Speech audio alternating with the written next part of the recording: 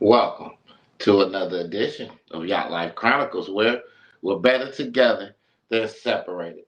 Happy Mother's Day to all the mothers out there. Today is Mother's Day. This is our Mother's Day edition. We'll be talking with Big Rail today about Mother's Day. You know what I'm saying? Because as a mother, she's been going through a lot as a mother and as a daughter, with her mother. So I wanted to bring her on today to talk about some of the highs and lows that she's been going through as a mother, talk about some of the highs and lows she's been going through as a daughter. And I feel that this show can help somebody else that's out there that's having tumultuous problems, with their mother, having tumultuous problems with their kids. So hopefully we can come to a resolution today and see how we can bridge the gap on having that communication, having that love, support from our mother, and giving it to our mother, having that love and support and giving it to our kids. We don't never want to have a tumultuous or chaotic relationship with our mothers, with our parents. We don't never want to have a tumultuous, chaotic relationship with our kids. You know, but as people, they think differently. You know what I'm saying? People been raised differently. We have to understand them differently to be able to understand why is this situation with our parents not working the way that it should. Why is this situation with our kids not working the way that it should? So to everyone that don't know you out there, Big Real, just let them know who you are and what it is you do, man. And I guess we can start off and you can let them know, like, what kind of emotions do you associate with Mother's Day when it come around? So I'm Big Real, the entrepreneur, community activist, public speaker, um, soon to be author, and I'm just Big Real. And when it comes to Mother's Day, I have a indifferent feeling. Like I love and celebrate me, but it's not really the big joyous occasion for me because I don't have the reason to celebrate that most have for this day. So, like, let's go back into like your coming up with your mom. Like, tell us a little bit. How was the relationship with your mom as you came up? Well, I didn't have one growing up because my grandmother raised me. My mother was an addict. She was in and out of prison pretty much my whole life until I was about 20. So growing up, I didn't have a relationship because I really didn't know her. She wasn't, present at the time. And I can relate to that. I can relate to that as well because I stayed most of the time with my grandmother as well. And definitely shout out to my grandmother today. You know what I'm saying? Coming up this August, she'll be 104 years. That's a I blessing. just regard call the times, man, and go back to the times when I was little. You know, I remember when I was preaching at 13, I had my first sermon. My grandma was there to buy me my first suit. You know what I'm saying? We was there with her Huts. It was Hudson's back in the day. You Yes. know, yeah, my grandmother, man, she was always supportive of whatever I wanted to do. She wasn't supportive of buying them Jordans though, but she was supportive of buying me some Pro Wings. When we had them games on Saturday. Playing with Holden Chiefs. My dog Mhm. T Robe, his mama bring him some flights. He had the big boy flights, the new flights. Like, man, every other game. And my mom and my grandma, man, they'd go and give me some Pro Wings, man, and I would enjoy them just as well, But it's hard being a mother. So when did you come to the point where you have felt like there were some differences between you and your mother? Um, I'll say this. The differences came maybe maybe a few years later after meeting her, like officially meeting her. I um And you met your mother, you I met so her. Well, my remembrance of her is when I searched for her. She had just got out of prison. I was about 19 and I went and searched for her. She was still kind of, in the street. She was still, trying to break away from her addiction, but still in her addiction. So I searched for her. because I wanted to know her. I really have more questions of the why.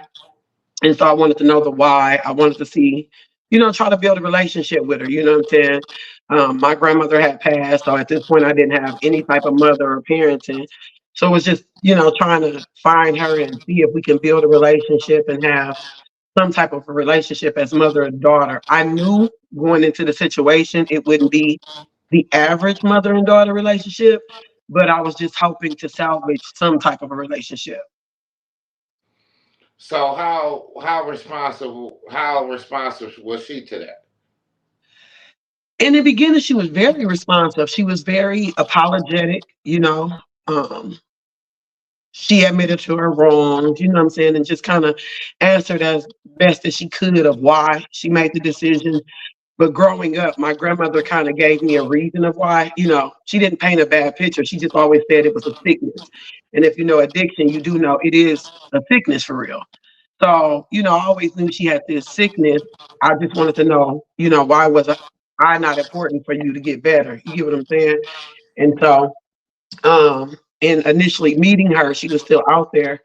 But the turning point of us trying to have that relationship came when I first got pregnant with my first child. And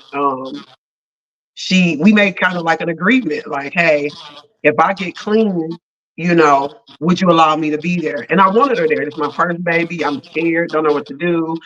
And I just want my mom. Every girl wants her mom, especially when you're about to become a mom. And so I will give her that. She will be what, 18 years clean this year.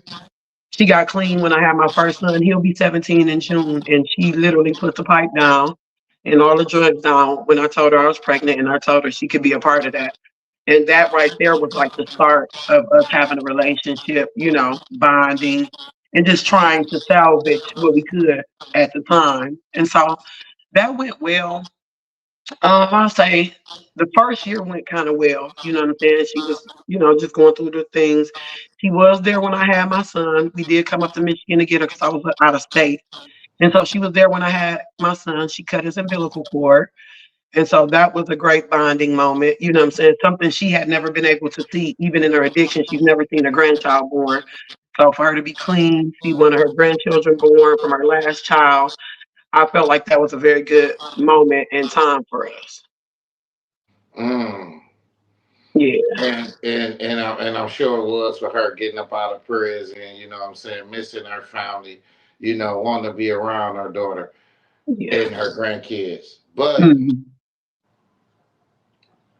we know how, once you enter back into them streets, we know how your mentality gets different. Your mentality Yeah. gets different towards your family, your friends, and sometimes it be like a chemical imbalance in Yeah. the brain. You know what I'm saying? Because a lot of things are not connecting the way it should because you so attentive on this over here.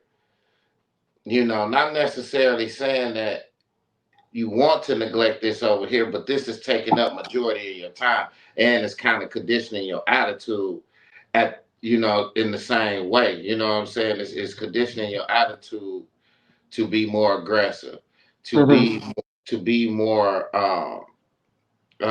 your demeanor change. You kind of like you get a You little have more angry. yeah, the streets have you angry though. And anybody who's been in the street, from the streets or even just hustled in the streets, anybody who knows how the game goes, it does make you angry. It does make you aggressive. So that comes with the streets. You get what I'm saying? And until you get out of the streets, you'll always have that mentality because you have to have that mentality in the streets. So when you're in the streets and you're still in the streets, it's hard for you to get rid of that mentality. Usually that mentality spills over into your family, and that's how a lot of relationships are soured or, distanced or even, destroyed because a lot of people don't separate the street mentality from, you know, the family thing. And in all of our drama and traumatic of mother and daughter, one thing I've learned and had to come to grips to accept it a little more is that people can't give you what they've never had. You can't, Mm. like, okay, each one of us, when we became a parent, we didn't know about being a parent. We learned as we go, but we had people to watch or see and had examples. Well, my mother never had the example of a good mother. You get what I'm saying? So, in my healing journey, in order for me not to keep that big grudge and hate her, I had to first learn where she came from. Her mother was from the street. They had a very turbulent relationship. And usually that's kind of what happens with mothers and daughters. The relationship they had with their mother spills over into how they mother their daughters. And so I had to just like come to grips that I have the relationship with my mother that she had with her. See, we're similar, but we're not just alike. And with that being said, because she never had that example of what a good mother is or the family structure, when people are raised on survival, they don't really know how to love correctly. They don't know how to handle you properly. I was raised on love. So I know how to love you. I know how to be loyal to you. I know how to be there. When you're raised on survival, you just know how to kind of survive and protect yourself. You don't really know how to care for the others around you correctly. It's not something that you intentionally do, but it's something It's that just just the way is, that in your your mind nature. being conditioned from being in the street. Yes, it's conditioned, but you have to want to change. So that's why I don't pacify it though, although that was not your upbringing. You know what I'm saying? You have to want to change, and it has to be a conscious decision to want to change. You have to, and it's a step-by-step program, no different than recovering from drugs. It's a step-by-step program. I mean, step-by-step thing. You know what I'm saying? You have to try each day to be better than you were yesterday. Love a little bit more than you loved yesterday, and loving is easy. So when people always say, well, they didn't grow up on this or they didn't have this, let me be correct here. Loving is easy. It is very much easy, especially when you're being poured into with love. So, although I understand where she comes from, I don't pacify what she does because you've been around enough love to know how to love back. You have to want to have that. Some people are stuck in their ways and just feel like what they give is the best that they're going to give. But that So what also do you molds. think? What do you think that it's gonna take for you and the mom, for you and your mom to put that, to fill that gap in the road that's separating y'all right now, that's keeping y'all distant? First, it would have to be accountability taken. And accountability doesn't mean we want our parents to sit and tell us everything we did wrong. They know what they've done wrong. We know what they've done wrong. We just want you to say, I'm wrong. I was wrong. I'm sorry. I'll try better. Do You you know, think that sometimes though, as a parent, they get stuck in their ways and they get so conservative to the point they just not gonna change? They I not do. gonna take accountability? I do. I totally do. And then truth is not always easy. But See, it's when you're one ready to thing, step, real. It's one thing, and I'm sorry to cut you off, no, you good. but it's one thing to make your child feel like they owe you something Yeah. instead of you owing them something. Because I Yeah. see a lot of that where a parent feel as the kid owed them something. And that's You things know, I've when the experienced. kid when the kid was brought to the, when you brought the kid to this world, this kid don't owe you nothing. Yeah. And it's like this life that I gave you, I brought you here, like you owe me. No, I don't. Yeah. And parents, I ain't gonna say parents. We got to realize when we're talking about there are mothers because you've birthed a child, but a parent is somebody actually put the work in. So let me not phrase it as parents. Dealing with a toxic mother, that's what we just gonna be totally raw with it. Dealing with a toxic mother. One thing about truth, like if you're not ready to accept your truth, it'll always be deflected. You know what I'm saying? It'll always be almost like a narcissistic mind frame of I'm the victim and you owe me, you know what I'm saying, for what I did to you kind of thing. It's a sick kind of, and that's why I say toxic. But one thing I've learned, standing in your truth is ugly. A lot of people ain't ready for that ugly truth. The truth is never pretty. You never want to accept this thing that I, as a mother, had to step into an ugly truth like, ugh, you know what I'm saying? And I ain't gonna lie, it's hurtful to accept the truth. But accepting your truth and standing in your truth is also how you will begin to heal, because now I know my truth. It's no more blame game. You know what I'm saying? So often we'll blame others, or, you know what I'm saying? We'll try to make excuses of why or what, because I've done it as a For mother. our reason not being there. Yeah, or Right. why we failed you or why we lacked. But when you stand in that truth of no, there's no excuse. You lacked. Own it. You know what I'm saying? Once you own it, you know how to go from there. Okay, we can't go back in the past. We can't replace the past. But what you can do is make every step forward better. You know what I'm saying? It's easy to keep throwing a person's past in their face when it's still prevalent. You get what I'm saying? I can forget your past if I'm not reminded every day in your present day action. Mhm. So, a lot of times they want us to forget our past, but it's still present to me. You may not be doing the same things. You may not be an addict, but you still have the addict mind frame of which you're treating me. You get what I'm saying? So I can't let the past go because it's still my present. The only thing different is the way you do it, but you're still doing it. You know what I'm saying?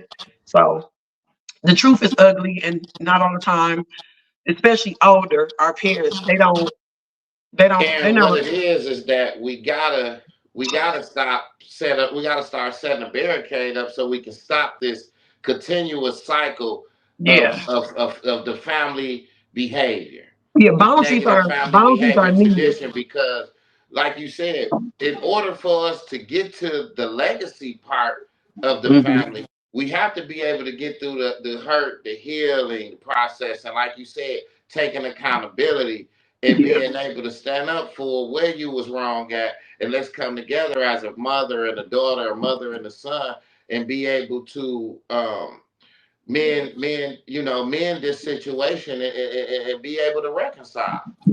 yeah. But it's, and I understand, because I know how people, they bullheaded, Hmm. and especially a parent towards a child, you know what I'm saying, to the point where a mother may not feel like she owe her daughter or son no accountability because I'm the mother.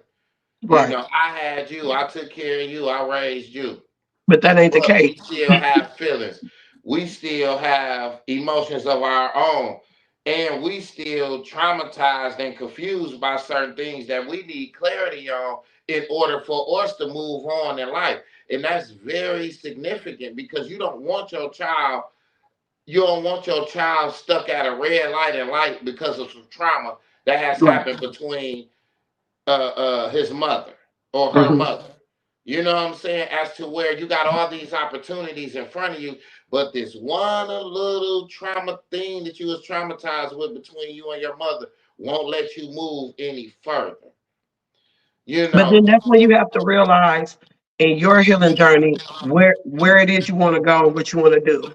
So from experience, I've had a long battle with my mom and trying to work it and work it. But the thing is, you can only work so hard by yourself. The other party has to be willing. So in this part of my journey, I'm more so focused on me as a mother. And sometimes you have to accept an apology that you'll never get. And that's the stage I'm in. I know I'll probably Mm. never get that apology. You get what I'm saying? And so when you accept that you'll never get that, I know what she's done wrong. I know what she did. And I've accepted that. In going forward, I just have to let it go and forgive. You get what I'm saying? I'm not saying that's the easy thing to do, but it's something that you have to do. Number one, health wise, I can't hold all that in me because I still have to be a mother. You get what I'm saying? You have to let that out because a lot of times that'll hinder you in you being a mother and your motherhood journey, things that you go through. And so, because I've carried this umbrella of guilt for so long, I have to let it go because there was things coming out of me as a mom, which was a cause of what I was going through with my mom. Like I found myself at one point being very aggressive with my kids, talking to them a certain way, and it was just like Do you think that's that not, had transferred kind of like from the aggression yeah, that your because mom like I'm taking bestowed the on you? toxicity from our relationship over into my mothering. Because when you're a motherless child or a child who's had a strained relationship with a mother, we're so busy trying not to be them that we don't realize that we're turning into them for real. You know what I'm saying? Like you're so busy of I don't want to be her. I want to be much better than her. When in reality, you're beating yourself down so hard that it's spilling over into you. How you speak to your kids, how you handle your kids, how you handle situation with your children. And so it was one of those moments like, Sherelle, you giving them what your mom gives you. You can't do that. They didn't deserve that, just like you didn't deserve that. So that was a awakening moment for me as a mom, like, okay, let me, you know what I'm saying, let me go back into my space. So I started finding coping mechanisms. And when I say coping mechanisms, I start finding ways of how I can digress in a situation when I know I'm ready to just blow out. Okay, I tell you what, before I react, let me go take a breather. Let me go take a drive. Sometimes you got to go take a shower. Let me just go have a drink of wine. Sometimes you got to just go smoke it out. You know, whatever your vice is, you know, sometimes you go read. Some people go pray. Whatever works for you. And me, a lot of times separation because it gives me my is what helps a lot when it comes to parenting, especially as a single parent, because you got to have a be cool point because you'll go over the edge, you'll take it too far, you'll say some things you don't mean, you'll even physically hurt your kids. And one thing I've learned with me growing up and just in general, once that word is thrown out there, no matter how many times you apologize, you ain't taking it back because it's already out there. It's already been pierced and it's already been stabbed. You get what I'm saying? So although it's like I apologize for saying that, it's already out there. So that was why it was best for me to learn how to be cool because I have to watch what I say. Because although to some people words don't matter, words matter to a child. Words matter. It sticks here. You know what I'm saying? And And it I know trickles down that, here. and I know that you experienced like one of your most toughest moments as a mother. You know what I'm Yeah. saying? Like today is Mother's Day, and you're not with your oldest son. Hmm. And for the viewers out there, can you tell them why? So, and this is definitely always a touchy subject for me, but so going through with my son, number one, just because of his mental health and things like that, my son is sitting in the juvenile system. You know what I'm saying? And that's very hard to deal with. And once again, going through with what I went through with my And mother, he's sitting in the juvenile system because of because of being a runaway. And, you know, when you're a runaway, you put yourself into different type of scenarios. And right now, he faces some charges that, you know, hopefully we get them and you dropped done throughout. did everything. You know, Oh, because what? I've Man, seen listen, you, I done had every mentor. firsthand be a mom, give them everything and I say to myself, even when I be talking to you, like, what the hell is he doing? Like you give him everything, right? And then when I talk to him, he's sane, he's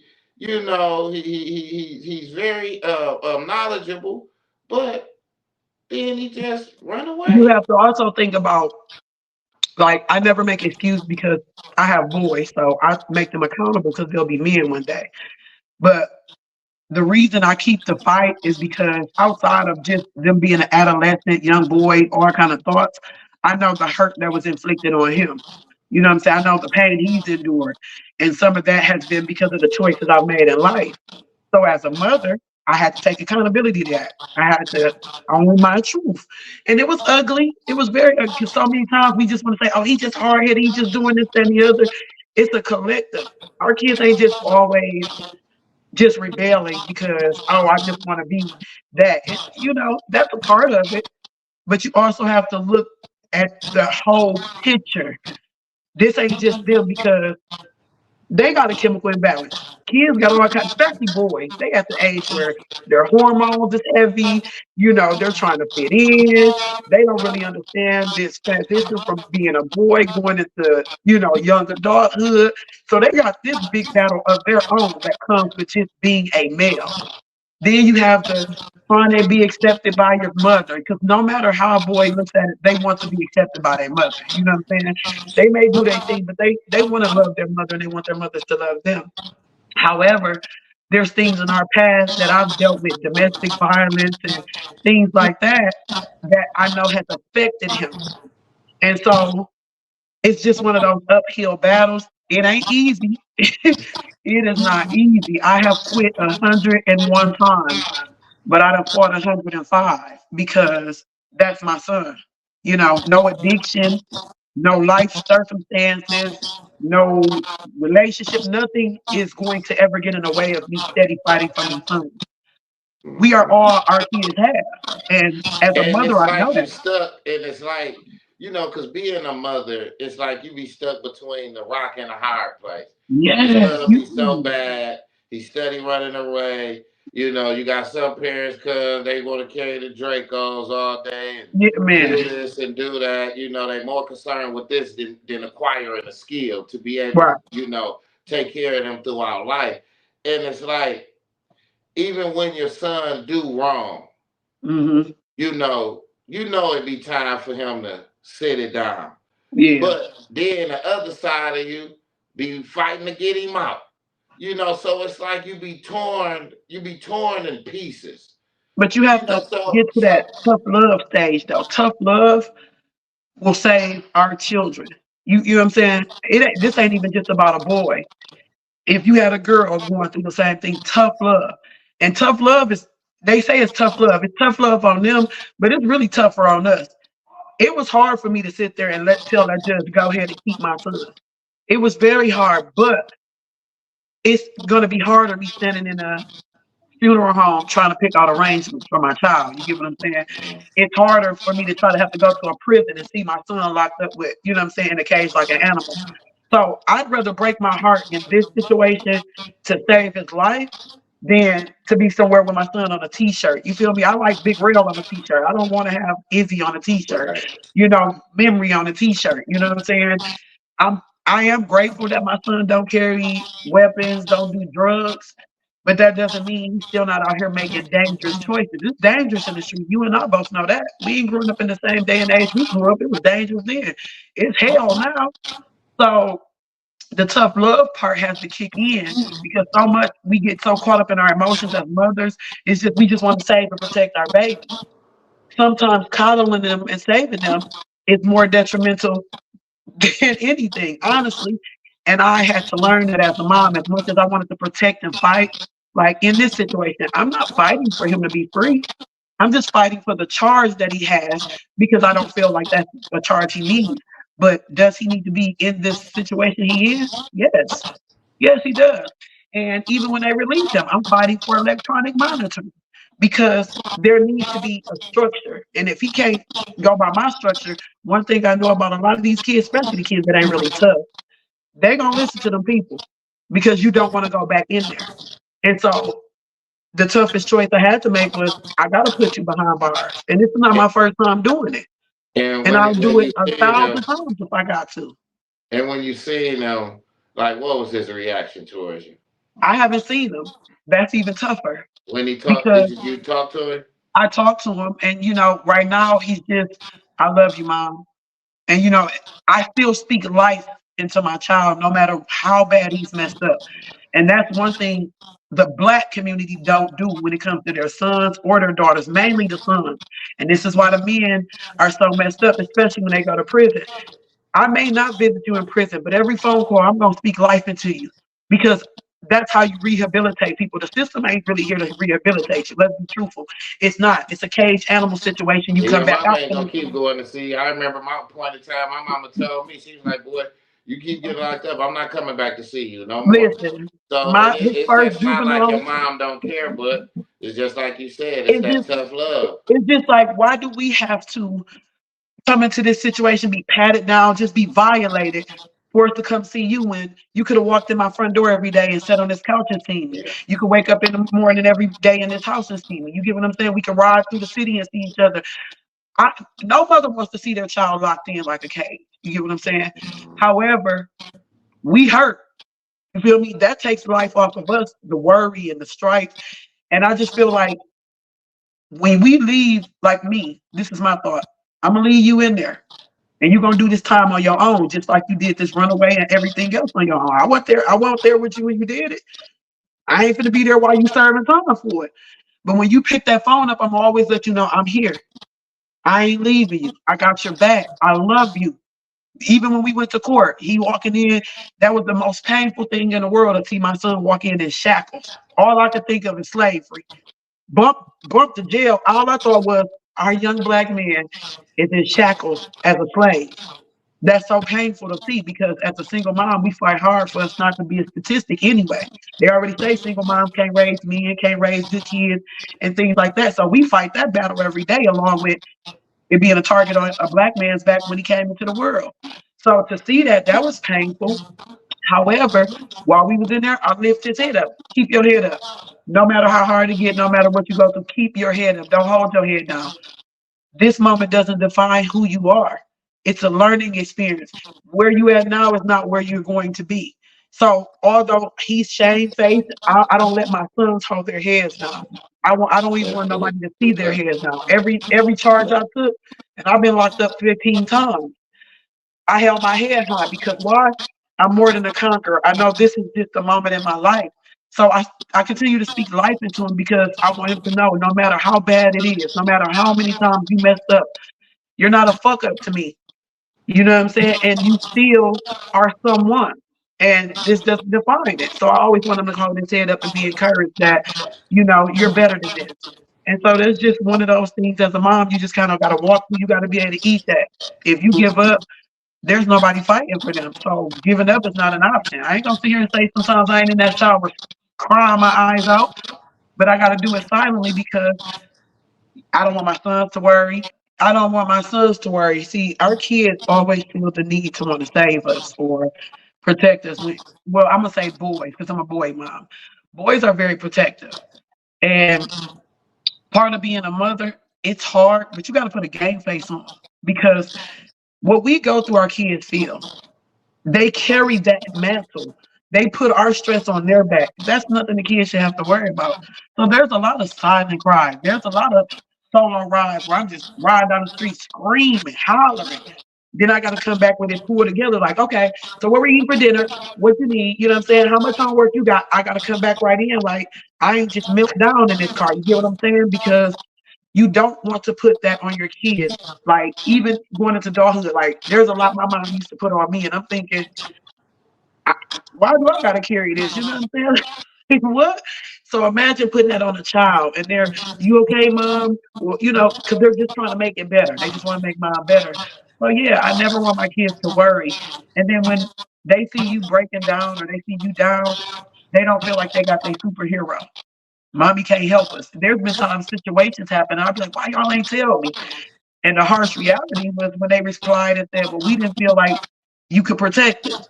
You know how bad that hurt to hear your kids say that when a situation happened and they kept it a secret. You just like, what? Then it's not one of those, wow, you don't yell at them. You have to go back and reflect like, what was it about me? What did I present to make my child feel like I couldn't protect them? Or if they told me I couldn't make sure they was good, that was an awakening moment. Okay, that's why they felt this way. This why, because I would, oh, well, this man abused you and you took him back, you let him back. So then I had to get to a point of zero tolerance. Okay, the moment you disrespect me, even if it's verbal, it's over. And then I just got to a point in life where whatever man I dealt with didn't come around my children. So whatever I went through with that man was always private and unknown to my children because he's not in my home. You know what I'm saying? They're not overhearing anybody disrespect me or doing anything. So Now I that made that that right change. there, and that right there, like for because we on Mother's Day, and that is a thing, a topic that's been brought up from time to time. Because when you dating and you single, you don't want to bring men around your kids. Yeah, Especially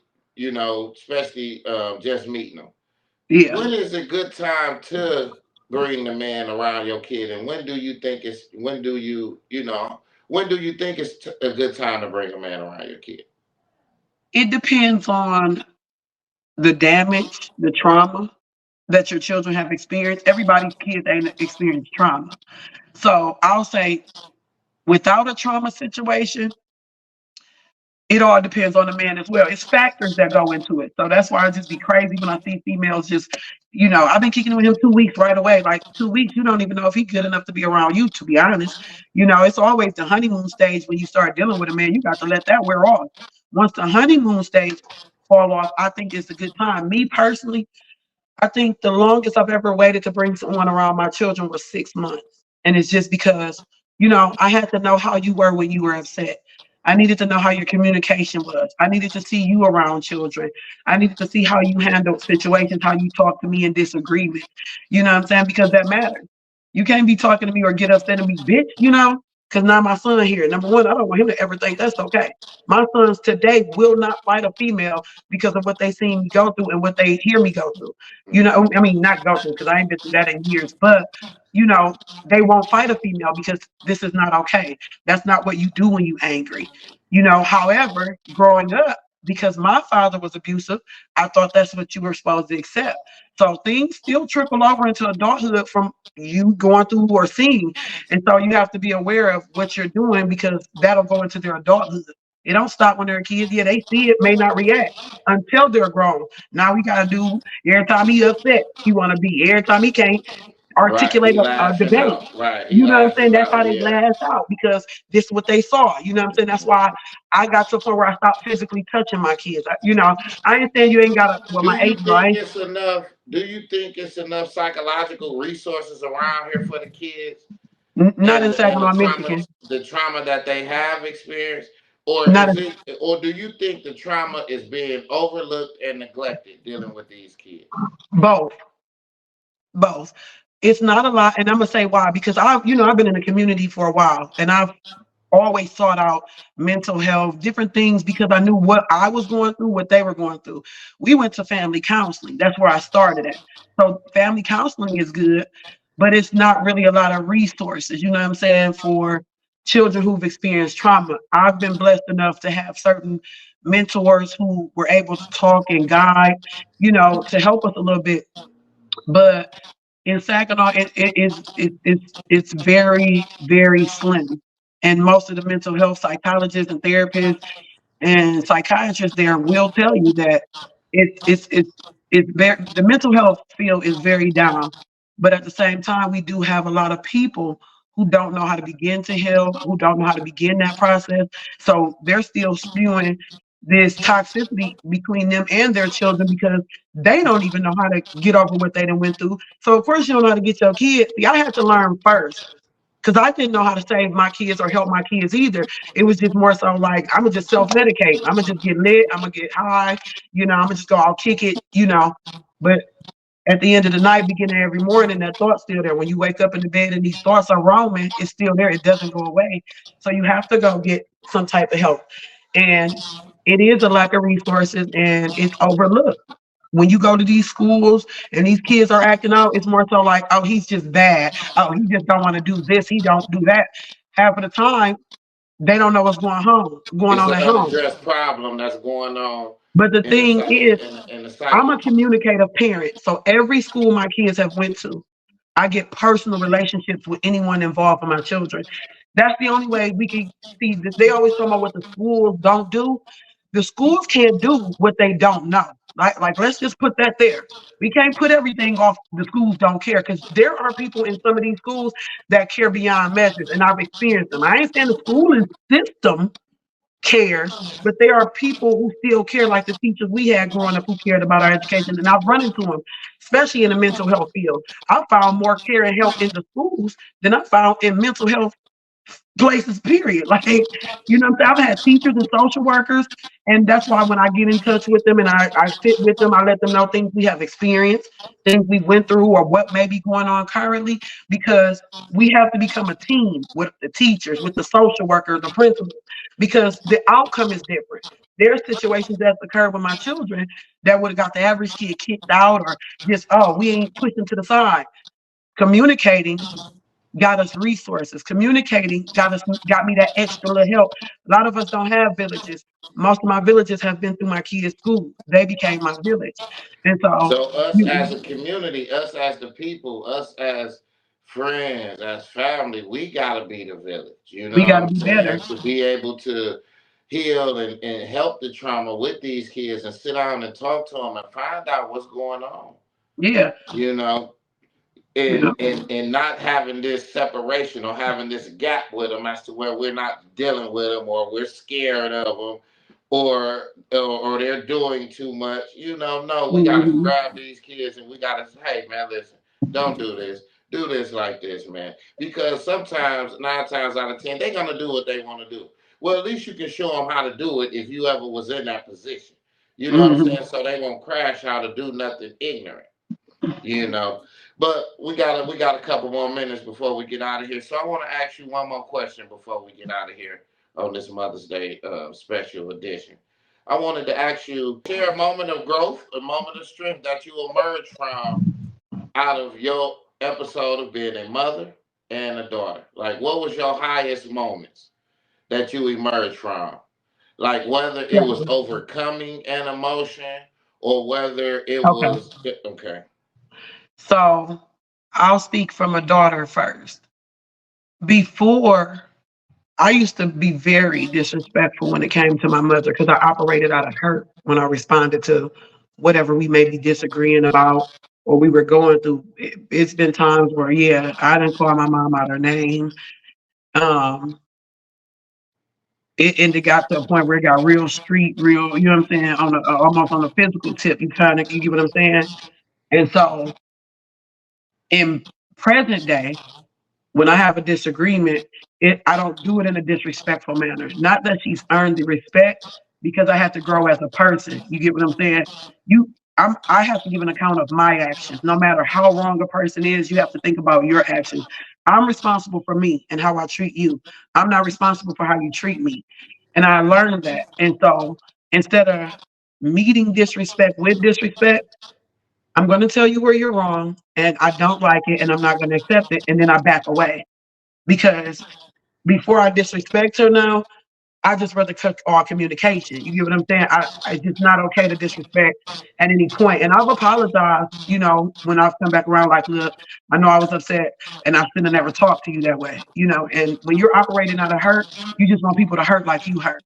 And so not operating out of hurt as a daughter, even though present day still hurt, I just don't operate out of hurt. You know what I'm saying? So I handle her different and our conversations are different. Even when she's, oh, well, trying to place the blame.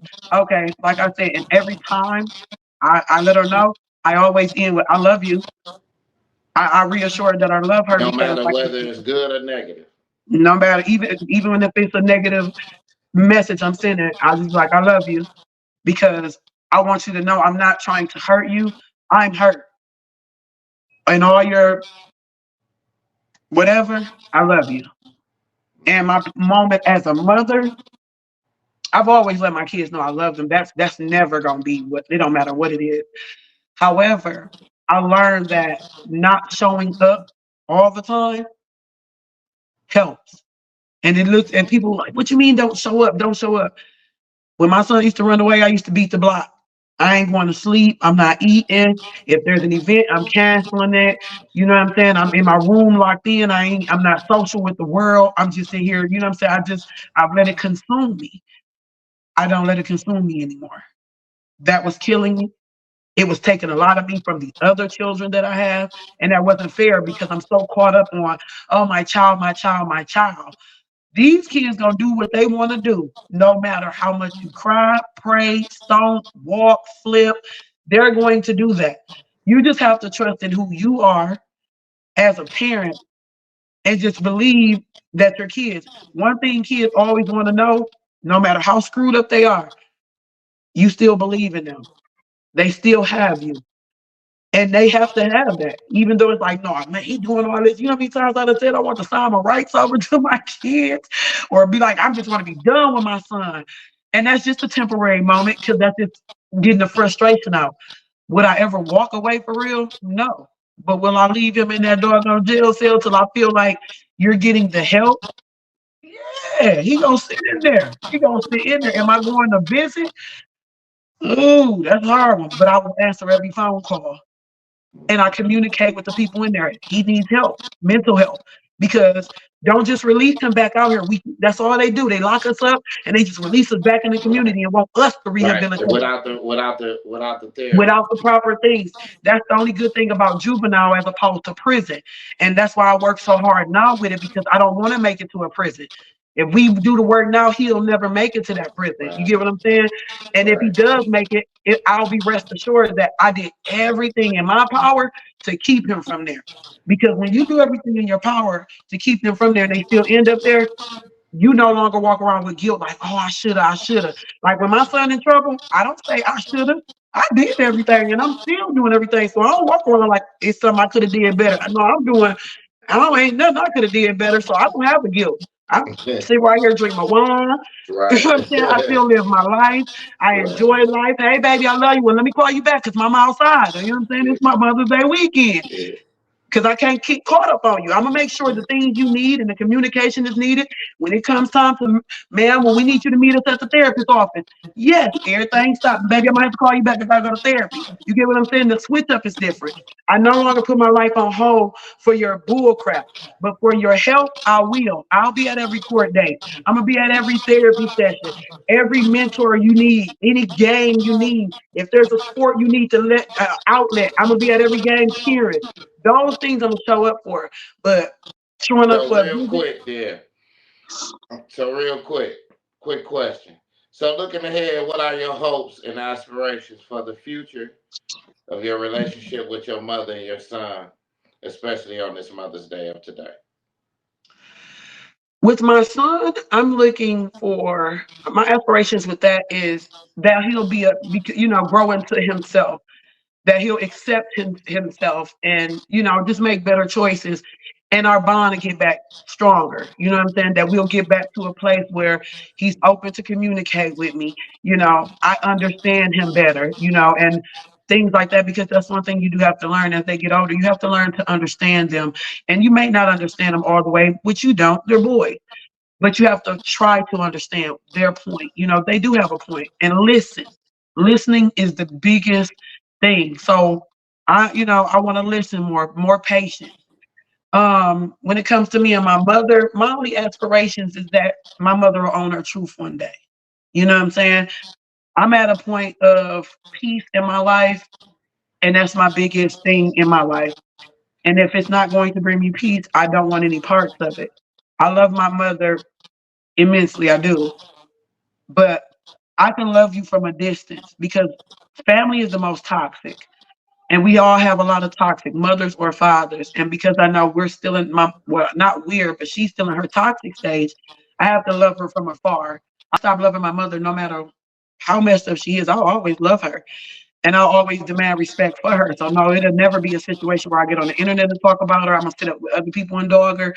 I'm just going to continue to love her. And if she Right. chooses to come around the right way, Right. I'm going to always have open arms. I'm never going to shut her out when she's ready to try for real.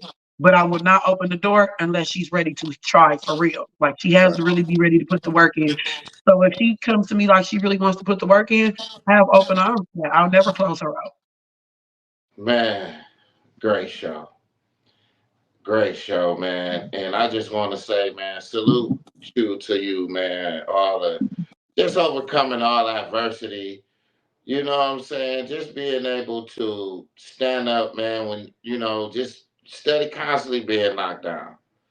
And it's the people right beside you, the two most closest people to you. Yeah. So I hope y'all work y'all situation out. I really hope that the bond with you and your son get developed. I hope the communication get better with you and your mom, man, so that y'all, because one day we gonna leave this earth, and we don't want to Yeah. leave this earth mad at each other. So for you Yeah. guys and for you people out there, you viewers out there, man, develop a relationship, a bond with your mother, man. People not on this earth forever. We not permanently here. We temporarily here. You know what I'm saying? And we got people leaving this earth at an expedited rate. So make sure, man, Real. y'all embrace y'all mother. Make sure y'all embrace y'all children. Hopefully, we can get past a lot of trauma that's keeping mothers and daughters and mothers and sons separated, Yeah. distant from each other, not communicating. Hopefully, we can bridge the gap on mothers and their kids. You know what I'm saying? With this trauma, because like I said, nobody wants to be without their mother. You Right. know, ain't nothing like your mother. You know, a mother is a child's best friend. A mother is you first learn everything from your mother. You know, your mother teach you everything. So on this Was Mother's Day, I supposed just to. Exposed to, right. Supposed On to. this Mother's Day, man, I just want to shout out all mothers out there, man. Thank all y'all mothers, man, for being great mothers, man. I wish y'all the best on y'all journey as a parent, as a daughter. Um, just being able to just bridge the gap, man, and be able to come together. Like I said, we better together than separated. For That's sure. the last person we do not want to be without, and that's our mother. So I want to thank you viewers for tuning in on this Mother's Day edition. And shout out to Big Real. Big Real, give him your social media handle before we get out of here. You can catch me on Rail Tyler on Facebook. I haven't created my author's page, but catch me at Real Tyler on Facebook. I put all anything that I'm doing for as giveaways, community events, the pantry, anything that I have going on reaches that page. Check us out on MTAC Podcast May 16th at 8 p.m. with Coach Marshall and some other beautiful lady podcasters. Yeah, I'm stepping into the podcast world. So There you have um it, man. Evolving, and that's what it's about, man. Stepping out there, doing things that you never knew that you can do. Be taking a yeah, chance on yourself. You know what I'm saying? And not only that, you know, morphing yourself into somebody else when you stepping in these different foreign territories. You know what yeah, I'm saying? Bringing parts out of you and different sides and character out of you never knew exist. So really, yeah, so never, so never not want to recreate, never not want to sculpt yourself into something different than what you've been for the last 20 and 30 years. You know what I'm yeah. saying? There's nothing wrong with reshaping the personality and the character of who you are. So on that note, we want to wish all the mothers out there happy Mother's Day, and thank you guys for tuning in to another edition of Yacht Life Chronicles, where we're better together than separated. Thank you guys for tuning in.